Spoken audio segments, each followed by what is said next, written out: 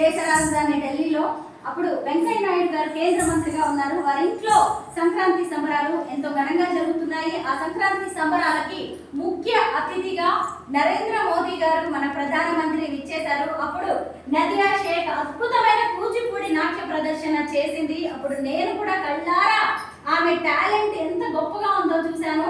ఆ dance programme అయిపోయిన తర్వాత ప్రధానమంత్రి నరేంద్ర మోదీ గారు వెంటనే లేచి వచ్చి ఆమెకు నమస్కరించారనమాట.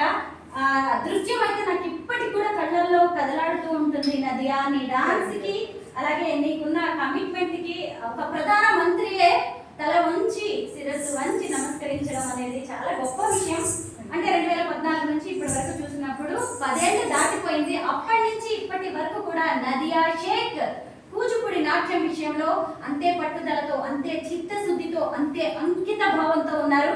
నదియా, మీ డాన్స్ జర్నీ అనేది, ఈ కూచిపూడి ప్రయాణం ఎలా ప్రారంభమైందో ముందుగా చెప్పండి. సో నా చిన్నప్పుడు మా ఫాదర్ అక్క మెయిన్ ఇన్స్పిరేషన్.